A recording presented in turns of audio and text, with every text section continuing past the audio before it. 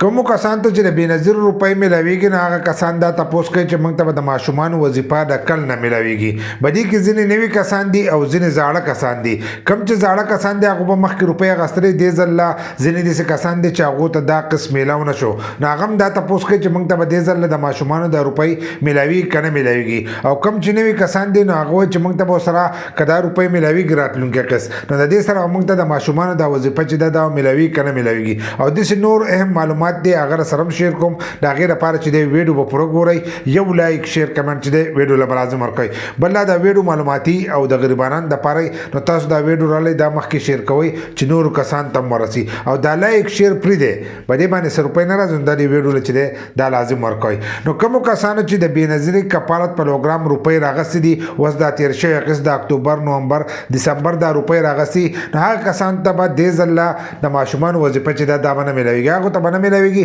چې کومو د اکتوبر نومبر دسمبر دا روپۍ راغستې نو دې سره خو دا روپۍ چې دي دا به تاسو ته نه میلاویږي. خو کومو کسانو چې دا قسط نه دی راغستی دا قسط نه دی راغستی نو هغه کسانو ته چې دی که اوس هغه روپۍ راخلي نو هغو ته به د ماشومانو وظیفه چې دا به هم میلاویږي. دغه شانتې کومو کسانو چې دا روپۍ راغستې دي نو هغه کسان به داسې چل کوي چې هغو ته په راتلونکي قسط کې چې دی دا روپۍ به میلاویږي. نو کله چې تاسو په راتلونکي قسط کې روپۍ راخلئ نو د هغې سره به رسید چې دی دا به لازم راخلئ ځکه چې دې ځل به تاسو ته دا روپۍ چې دي دا به ډبلې میلاویږي. لکه ستاسو د ماشومانو روپۍ چې دي دغه به ورسره هم میلاویږي. بل دا چې راتلونکی قسط چې دی په هغې کې هم اضافه راوستې ده تاسو ته 10,500 روپۍ میلاویږي راتلونکی به تاسو ته میلاویږي 13,500 روپۍ لکه 3,000 روپۍ چې دی په هغې کې اضافه کړې ده. نو هر کله چې تاسو روپۍ راخلئ نو د هغې سره رسید چې دی دا لازم راخلئ چې په هغې کې تاسو ته پته لګي چې دومره روپۍ زموږ راغلی دی او موږ ته دومره روپۍ چې دي دا میلاو شوې. ځکه زیاتر کسان دا کوشش کوي چې دې کسان ته پته نشته د ماشومانو په دې وظیفه کې دی اکثر روپۍ چې دی دا کټ کوي. خو په دې کې ځینې داسې کسان دي چې هغه د دې پروګرام نه ایستلي دي زاړه کسان دي هغه ایستلي دي نو هغه هم دا تپوس کوي چې موږ ته به دې ځل د ماشومانو دا روپۍ چې دي دا میلاویږي که نه میلاویږي. کومو کسانو ته چې دې ځل د بېنظیر روپۍ چې دي دا میلاو نه شوې نو هغې کسانو ته چې دی هغو ته به هم د ماشومانو روپۍ چې دي دا میلاویږي خو دا به ستاسو اخرنۍ روپۍ لکه د دې نه پس چې دی بیا به تاسو ته د بېنظیري کفالت پروګرام روپۍ چې دي دا به تاسو ته نه میلاویږي. په دې کې ځینې نوي کسان دي